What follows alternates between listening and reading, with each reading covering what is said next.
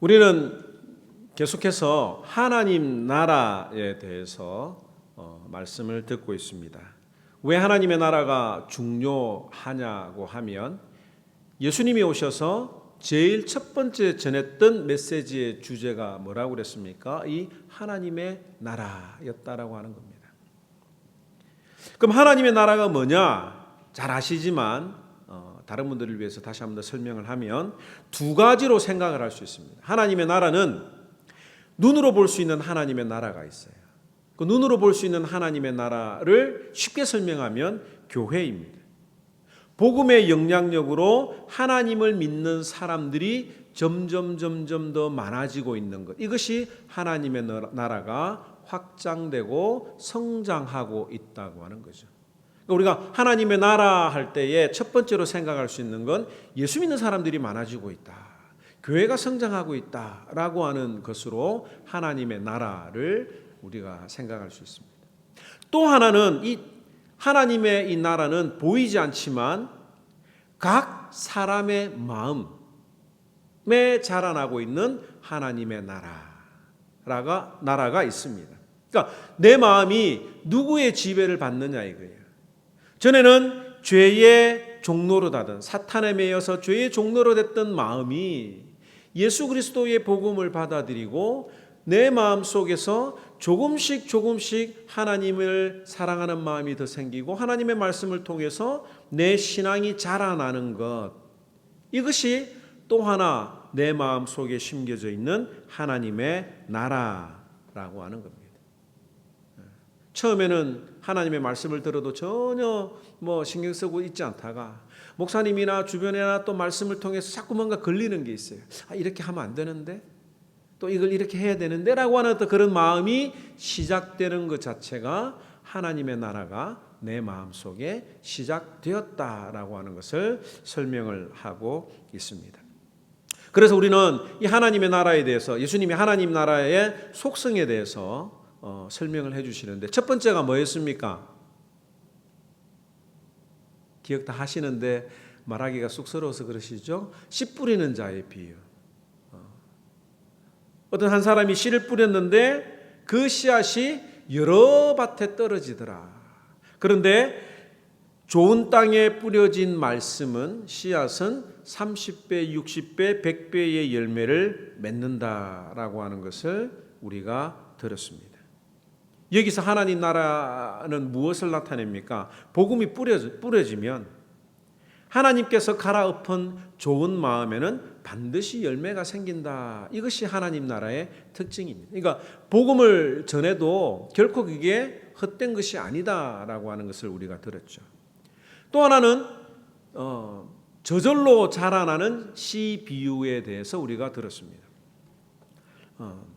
이 뿌려진 씨앗이 그럼 어떻게 자라느냐라고 하는 거죠. 우리가 생각할 때는 농부가 물도 주고 이렇게 행동을 통해서, 행위를 통해서 씨가 자라는 것 같지만 예수님께서는 아니다. 땅이 저절로 열매를 맺는다. 하나님의 나라는 그 능력이 있기 때문에 언젠가는, 언제 어떻게 될지는 모르지만 반드시 복음이 맺히도록 되어 있다. 이것이 하나님 나라의 특징이라고 우리에게 말씀해 주셨습니다. 그리고 오늘 알곡과 가라지 비유를 통해서 하나님 나라의 그 속성에 대해서 계속해서 우리에게 보충 설명을 하고 있습니다. 오늘 비유를 다시 한 번 더 잠시 먼저 살펴보면 마가복음과 누가복음에는 없습니다. 어떤 사람이 좋은 씨를 자기 밭에 뿌렸습니다. 남들 다른 밭에 뿌린 게 아니라 자기 땅에, 자기 밭에 뿌렸습니다. 그런데 시간이 지나고 나니까 종들이 가서 이렇게 보니까 그 밭에 알곡이 자라야 하는데 가라지가 자라고 있었습니다. 참고로 이 가라지는 밀과 함께 자라나는 독초입니다. 사진을 한번 이렇게 보시면 강아지 풀이나 잡초보다는 독보리로 불리기도 하는데요. 이게 초록색이 돼가지고 사진을 보면 알듯이 아시겠지만 보리 모양과 흡사해서 농부도 발견하기 어려운 것이 바로 이 가라지가 되겠습니다. 왼쪽에 있는 게 알곡이고 보리나 밀이고 오른쪽에 있는 게 가라지입니다. 네. 넘겨주시고요. 아무튼 이 일꾼들이 주인에게 이 사실을 알렸습니다. 주인님, 저 밭에 가라지가 지금 자라고 있는 것을 발견했습니다. 우리가 가서 그 가라지를 뽑기를 원하십니까? 라고 주인에게 물었더니 예수님께서는 그렇게 말씀하지 않으시죠. 그냥 두어라. 텃밭을 가꾸시는 분들이라면 잘 알 겁니다. 농사가 잘 되려고 하면 약간의 그 알곡이 열매가 손상이 되더라도 잡초는 반드시 제거되어야 합니다. 그래야 더 많은 알곡을 열매를 수확할 수 있기 때문에 그렇죠. 그런데 주인은 가만두라고 했습니다. 우리가 알고 있는 농사법과는 전혀 다른 이야기지요. 왜 주인은 가라지를 뽑지 말라고 하셨을까? 오늘 우리는 이 문제를 정확하게 알아야 할 것입니다. 먼저 예수님께서는 이 비유가 어떤 비유인지 다시 제자들에게 설명해 주셨습니다. 37절에서 40절 말씀 한번 읽으면서 잘 생각하시기 바랍니다. 시작. 대답하여 이르시되 좋은 씨를 뿌리는 자는 인자요, 예수님입니다. 밭은 세상이요, 좋은 씨는 천국의 아들들이요, 가라지는 악한 자의 아들들이요. 가라지를 뿌린 원수는 마귀요, 추수 때는 세상 끝이요, 추수꾼은 천사들이니 그런즉 가라지를 거두어 불에 사르는 것 같이 세상 끝에도 그러하리라. 이 말씀 다 이해하시겠죠? 교회 안에도 신자가 있고 신자 비슷한 불신자들도 있다라는 말씀입니다. 우리는 뭐 그런 경험들이 없지만, 저도 살아오면서 그런 분들을 많이 만나지는 않았지만 참 불행하게도 그런 교회에서 성장을, 또 그런 환경을 본 분들이 많이 있는 것 같아요. 그래서 좋은 교회를 만나는 것이 참 복이다라고 하는 것을 느끼게 됩니다. 어떻게 예수 믿는 사람이 저럴 수가 있을까? 한 번쯤은 여러분들의 삶에서 경험해 보았을 것입니다. 만약에 하나님이 살아계신다면 저런 사람은 빨리 지옥으로 데려가는 것이 낫지 않는가 할 정도로 교회 안에서도 그런 분들을 안타깝게도 발견할 수가 있지요. 또 내 마음에도 악한 부분이, 가라지와 같은 부분이 여전히 있다고 하는 것을 우리가 느낍니다. 잘 믿고 싶은데 또 한편으로는 하나님의 말씀 앞에 반항하고 싶고 믿지 않으려고 하는 그런 마음들이 우리들의 마음 속에서 싹이 날 때가 있는 거예요. 사랑하고 섬기고 아껴주고 봉사하고 품어줘야 하는데 악한 사탄이 우리의 마음 속에 가라지를 뿌려서 시기하는 마음, 질투하는 마음, 경쟁하는 마음, 이기려고 하는 마음들이 자라나려고 하는 것을 우리가 느끼죠. 이처럼 가라지는 우리에게 너무너무 불편한 존재입니다. 여러분들의 마음속에 이런 가라지와 같은 마음이 생긴다면 뽑아야 되지 않을까요? 다 뽑아버리고 깔끔하게 신앙생활하고 싶은 것이 아마 대부분 사람들의 마음일 것입니다. 교회 성장에 참 방해가 되는 분들이 있어요. 상습적으로 다른 사람들에게 상처를 주는 분들도 있습니다. 저런 분은 참 교회에 안 왔으면 하는 그런 어떤 마음을 가질 수도 있지요. 정말 교회에는 우리 교회에 유익이 되는 그런 사람들이 오면 얼마나 좋을까라고 하는 마음들을 해서는 안 되지만 그런 마음을 가질 때가 있습니다. 그런데 예수님은 오늘 이 말씀을 통해서 우리에게 하시는 것이, 가라지 보이지? 그 가라지를 어떻게 잘 뽑아라고 말씀하시지 않았습니다. 가라지가 불편한 것이고 악한 것이고 또 사탄이 심겨둔 것임에도 불구하고 예수님은 뭐라고 이야기하셨습니까?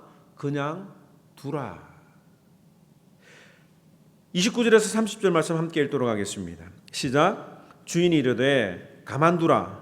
가라지를 뽑다가 곡식까지 뽑을까 염려하노라. 둘 다 추수 때까지 함께 자라게 두라. 추수 때에 내가 추수꾼들에게 말하기를 가라지는 먼저 거두어 불사르게 단으로 묶고 곡식은 모아 내 곡간에 넣으라 하리라. 예수님은 그냥 두라고 하는 거예요. 오늘 이 말씀을 통해서 예수님은 어디에 관심이 있는 것 같습니까? 알곡입니까? 가라지입니까?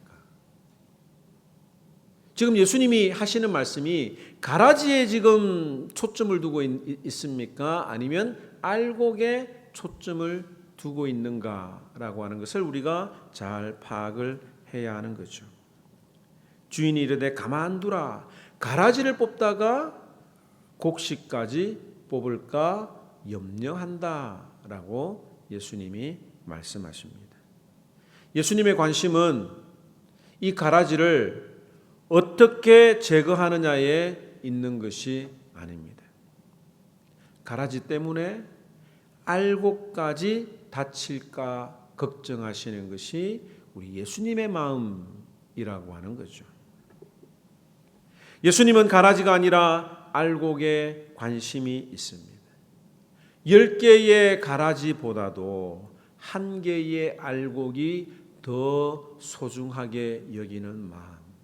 이것이 예수님의 마음이라고 하는 거죠.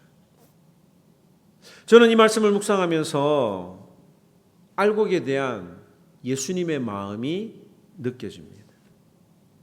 어떤 마음이냐면 알곡에 대한 확신이라고 하는 거죠. 가라지가 아무리 자라도 우리가 볼 때는 가라지가 불편하고 알곡에 영향을 줄 것 같고 알곡을 방해하는 것 같지만 알곡에는 전혀 영향을 주지 못한다. 이것이 하나님 나라의 본질이다라고 하는 것을 깨닫게 됩니다.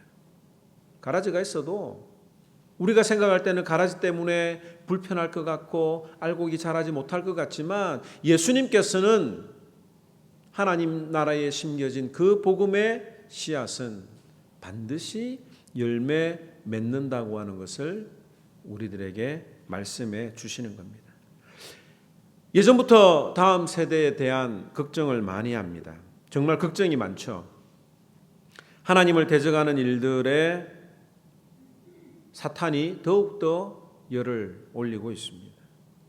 이미 온 세상을 뒤엎은 것 같아요.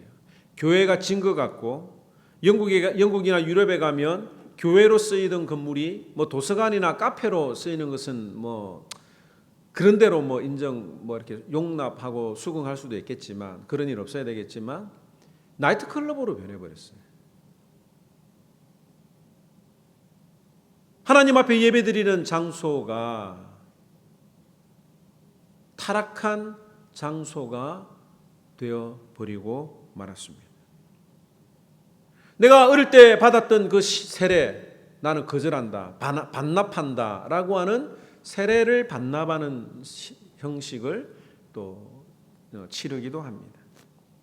젊은이들이 교회를 떠나는 많은 상황을 볼 때에 우리는 안타까움을 금할 수가 없습니다. 걱정이 많이 되지요.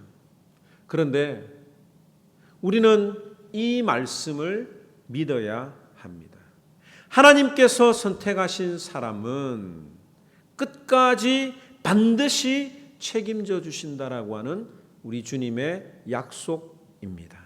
요한복음 6장 39절 말씀 함께 읽도록 하겠습니다. 시작. 나를 보내신 이의 뜻은 내게 주신 자 중에서 내가 하나도 잃어버리지 아니하고 마지막 날에 다시 살리는 이것이니라.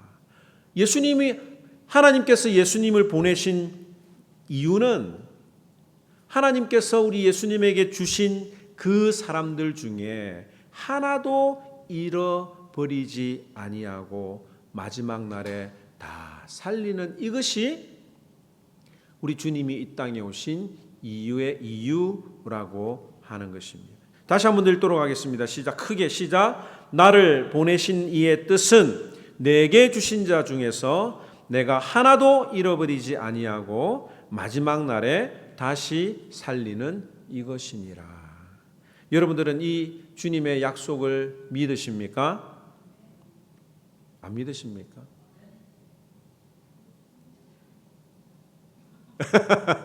아니, 다 이해하잖아요, 그죠? 네. 기독교는 수련의 종교가 아니에요. 행위의 종교가 아니라 믿음의 종교입니다. 다른 종교는 착하게 살아야 구원받는다고 가르칩니다. 안타까운 현실이지만 이 여행을 하다 보면 사람들이 한결같이 말하는 게 불교권 나라 사람들이 더 착하다라고 하는 인식이 있다고 합니다. 왜 그러냐면 불교에서는 죄를 지으면 다음 생애에 바퀴벌레로 태어난다, 지렁이로 태어난다, 이런 가르침을 전하죠. 죄 지으면 지옥에 간다. 뭐 농담으로 우리가 그런 말들을 하시는 분들이 있지만 그런 농담이라도 이런 것들은 자제하는 게 좋을 것 같아요.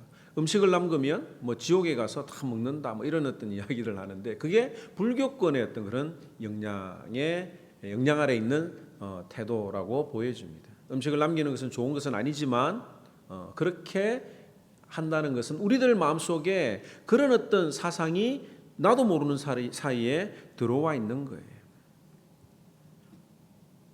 그런데 기독교는 행위를 가르치는 게 아니에요. 믿음을 가르칩니다. 말씀의 씨앗이 옥토에 떨어지게 되면 반드시 열매 맺는다.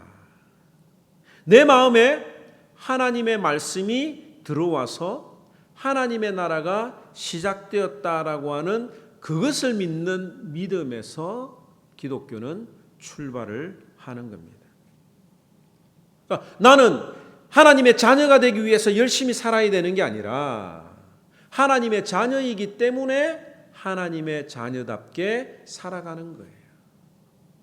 내가 하나님의 자녀라고 하는 것이 믿어지기 때문에, 믿기 때문에 그 믿음대로 내가 하나님의 자녀처럼 살아야 하는 것입니다. 그런데 왜 우리의 삶에는 변화가 없습니까? 행위의 문제, 의지의 문제가 아니라 믿음의 문제라고 하는 거죠. 무슨 일이 있어도 어떤 상황에도 나는 하나님의 자녀다, 나는 하나님의 사랑을 받는 주의 백성이다라고 하는 것을 믿으면 무슨 일을 만나도 하나님의 자녀답게 선택을 하고 따라가는데 그 믿음이 약하니까 자꾸 잘못된 선택을 하게 되는 것입니다. 다시 한 번 더 강조하지만 기독교는 행위의 종교가 아니에요. 행위로 구원을 받는 것이 아닙니다. 믿음의 종교입니다. 다만 진정한 믿음은 무엇이냐라고 하는 질문을 던진다면 내가 믿는 믿음은 행위로 증명된다고 하는 것을 성경이 야고보를 통해서 분명히 이야기를 해주고 있는 것이 아닙니까?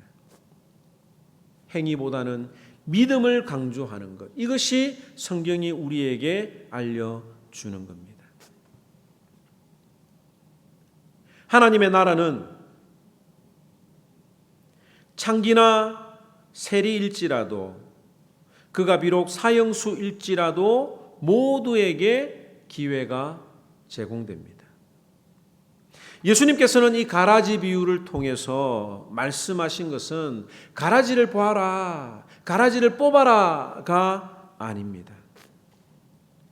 알곡을 사랑하시고 끝까지 보호하시겠다는 주님의 마음을 이해하는 것이 이 본문의 핵심인 것입니다. 그렇기 때문에 우리는 씨를 뿌리는 일을 해야 되는 것이지 가라지를 뽑는 일을 하는 것이 아닙니다. 가라지를 뽑는 일은 천사들에게 주어진 것이라고 선언을 하시는데 우리는 자꾸 가라지를 뽑고 싶어하는 마음이 우리들의 마음 속에 있어요. 고린도전서 4장 5절 말씀 함께 읽도록 하겠습니다. 시작. 그러므로 때가 이르기 전 곧 주께서 오시기까지 아무것도 판단하지 말라. 우리는 누가 알곡인지 누가 가라지인지 알 수 없습니다. 판단할 수가 없습니다. 그런데 우리는 자꾸 판단하려고 하는 마음들이 있어요. 우리가 가라지를 판단하는 것은 내 마음속에 심겨진 그 가라지는 우리가 주의 깊게 판단을 해야 합니다. 그러나 다른 사람들을 볼 때는 저 사람은 소망이 없다, 희망이 없다라고 판단을 하는 것이 아니라 그도 하나님의 은혜로 말미암아 변화될 수 있는 알곡이다. 아직 다듬어지지 않는 보석이다. 이런 마음을 가져야 우리가 낙심하지 않고 계속 사랑으로 증거할 수가 있는 것입니다. 1884년도에 황해도 안약에서 김익두라고 하는 사람이 태어납니다. 아버지가 일찍 돌아가셔서 가정에 그 모든 것들을 책임져야 하는데 열심히 일을 했는데 사기를 당해가지고 모든 재산을 잃게 되었습니다. 이 김익두라고 하는 사람이 타락한 생활에 빠졌죠. 술 마시고 노름하고 그렇게 살면서 사람들을 괴롭히는 깡패로 자라게 되었습니다. 이 사람의 별명이 뭐였느냐면 김내라예요. 김내라. 왜 김내라라면 만나는 사람마다 돈 내놓으라고 했기 때문에 김내라라고 하는 별명이 생겼습니다. 사람들이 장터를 갈 때마다 오늘 김익두 만나지 않게 해달라고 마음의 소원을 빌 정도였다고 합니다. 그런데 이렇게 유명했던 깡패가 선교사님이 전했던 그 복음을 통해서 변화가 되었습니다. 그리고 회개하고 신학교에 가서 공부를 한 이후에 목사가 되었습니다. 사람들이 처음에는 믿지 않았죠. 그런데 가는 곳마다 하나님의 역사가 나타나고 복음을 증거하는 것을 보면서 많은 사람들이 이 목사님의 설교를 통해서 변화받고 그 목사님의 변화된 삶을 통해서 복음을 받아들이는 놀라운 일이 일어나게 되었습니다. 그러다 새벽기도 하는 중에 공산군에게 총살을 당해서 순교를 당하는 일이 있었습니다.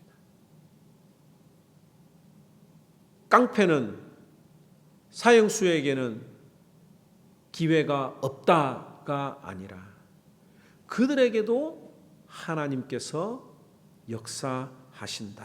이것이 하나님 나라가 우리에게 주는 참 모습인 것입니다. 여러분들 한번 상상해 보세요. 아무것도 모르고 천방지축으로 까불던 내가 가라지로 판단을 받아서 벌써 뽑혀버렸다면 어땠을까 한번 상상을 해보시기 바랍니다. 아마 여기에 있을 사람은 아무도 없겠죠. 지금 시간이 지나고 많은 사람들이 인내하고 나를 이렇게 도와주어서 내가 이만큼 자랐지. 한때 여러분들의 삶을 돌아보면 가라지와 같았던 삶을 살았던 분들이 다 있을 것입니다. 그럼에도 불구하고 내가 만약 그때 가라지로 판명을 받아서 뽑혀버렸다면 지금 이 자리에 서 있지 못했을 것이다 라고 하는 겁니다. 그러나 하나님께서는 내가 알곡으로 완전히 자랄 때까지 기다려 주시는 분이라고 하는 거죠. 그러므로 우리가 다른 사람들을 볼 때에 소망 없어 보이고 희망이 없어 보이는 사람일지라도 우리가 해야 되는 일은 따라서 합시다. 기다려야 한다. 여러분들 지적하는 게 쉽습니까? 기다리는 게 쉽습니까? 한마디 탁 그렇게 살면 안 돼라고 말하는 게 쉽습니까? 그걸 알면서도 참는 게 쉽습니까? 한마디 말 던지는 게 훨씬 더 쉬워요. 하고 싶어도 말 안 하는 게 얼마나 힘든지 여러분들은 잘 알고 있습니다. 그런데 보통 어떤 것의 열매가 좋은 열매가 맺힙니까? 쉬운 것보다는 어려운 게 훨씬 더 좋은 열매를 맺히는 겁니다. 예수님이 우리의 죄를 그 자리에서 심판하시고 우리의 잘못을 교정하신다면 이 세상에 남아있을 사람은 아무도 없다는 거죠. 그러나 우리 주님이 십자가에서 그 입을 열지 아니하시고 잠잠히 기다리셨기 때문에 그 인내가 우리의 마음속에 복음이 들어와서 예수 그리스도를 구주로 고백하게 된 것입니다. 오늘 이 말씀 알곡과 가라지의 이 말씀을 한번 생각하면서 내 마음속에 있는 하나님의 나라를 한번 생각해 보시기 바랍니다. 사탄은 틈만 나면 내 마음속에 악한 생각을 뿌려둡니다. 지금 하나님의 말씀을 듣는 시간에도 우리의 마음속에 의심의 씨앗을 심어 둘 수가 있습니다. 하나님의 말을 사람의 말로 받아들이도록 하는 불신의 씨앗을 뿌릴 수도 있고요. 하나님의 말씀대로 살면 정말 행복하게 살 수 있을까라고 하는 의심의 씨앗도 뿌려집니다. 정말 믿음대로 살면 될까라는 그런 씨앗을 사탄이 나도 모르는 사이에 뿌려둡니다. 그리고 우리는 믿음대로 살지 못해서 자책하는 경우들이 많이 있죠. 여러분들의 마음속에 내 마음속에 심겨진 가라지 때문에 자책하는 마음이 있다고 하면 그것이 복입니다. 사람들은 내 마음속에 가라지가 있는지 없는지 상관이 없어요. 아무 신경도 쓰지 않는데 내 마음속에 의심의 씨앗, 불신의 씨앗 이런 것 때문에 고민하고 갈등한다면 우리는 이렇게 고백해야 됩니다. 오 하나님 감사합니다. 내 마음속에 이미 하나님의 나라가 시작되었군요. 내 마음속에 자책하는 마음이 있다는 것은 하나님의 나라가 시작되었다라고 하는 증거입니다. 하나님의 나라가 성장하고 있고 커져가고 있다라고 하는 증거입니다. 그런데 중요한 것은 이 자책하는 마음은 우리를 자라게 하지 못해요. 이 자책이라고 하는 것은 중요한 건데 자책이라고 하는 것은 내가 지금 어떤 방향으로 가고 있는지를 알려주는 경고음입니다. 우리가 내비게이션을 보면 잘못 길을 들어서 어떻게 합니까? 경로를 이탈하였습니다. 경로를 이탈했습니다. 이런 이야기를 하잖아요. 이 자책하는 것은 내가 지금 하나님 나라를 향해서 가야 되는데 잘못된 길로 가고 있다는 것을 알려주는 거예요. 신앙의 경로에서 이탈하였습니다. 믿음의 길에서 이탈하였습니다. 라고 알려주는 것이 자책하는 마음입니다. 그런데 이 자책하는 것으로 내 문제를, 내 위치를 아는 것은 중요한 일이지만 그것만 안다고 해가지고 해결되는 것은 아니라고 하는 거예요. 많은 사람들이 자책만 합니다. 그런데 이 자책이 신앙 성장에 있어서 가장 중요한 첫 출발이긴 하지만 그것으로는 부족해요. 그럼 어떻게 해야 됩니까? 경로를 돌려서 바른 방향으로 가는 것이 우리에게 필요합니다. 그게 뭡니까? 예수님과 함께 동행하는 거예요. 예수님과 함께 따라가는 것입니다.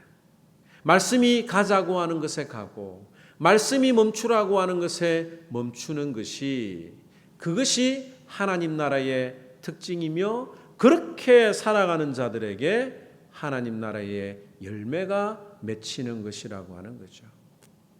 가라지 때문에 힘들어하고 고통스러워하고 자책하는 것 귀한 일입니다. 그러나 그것으로는 신앙이 자라는 것이 아니라 나의 방향을 돌려서 행동으로 주님과 동행할 때에 그렇게 동행하다 보면 나도 모르는 사이에 열매가 맺히는 거예요.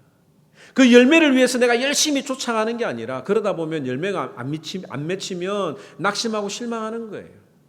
그런데 주님과 동행하다 보면 주님과 동행하는 것이 기쁘다 보면 돌아보니 나도 모르는 사이에 신앙의 열매가 맺히고 성령의 열매가 맺히고 신앙 인격이 성장하는 것을 알 수가 있는 것입니다. 이것이 오늘 우리들에게 하나님 나라는 이런 것이다 라고 예수님이 알려주는 거예요. 우리가 언제까지 예수님과 동행하며 살아야 합니까? 따라서 합시다. 예수님 다시 오실 때까지 추수할 때가 되면 예수님께서 천사를 보내어 알곡과 가라지를 분리하실 것이고 알곡은 주님의 곳간에 완성된 하나님의 나라에 들이실 것이라고 하는 것을 믿고 우리가 이 땅에 살아가면서 하나님의 나라를 경험하고 살아가는 저와 여러분들이 되기를 주님의 이름으로 축원합니다. 좋은 곳에 편한 곳이 우리의 목적이 되어서는 안 돼요. 예수님이 계신 그곳이라면 어디나 하나님의 나라다라는 믿음을 가지고 우리 내 영혼이 은총 입어 하나님 앞에 찬양하도록 하겠습니다.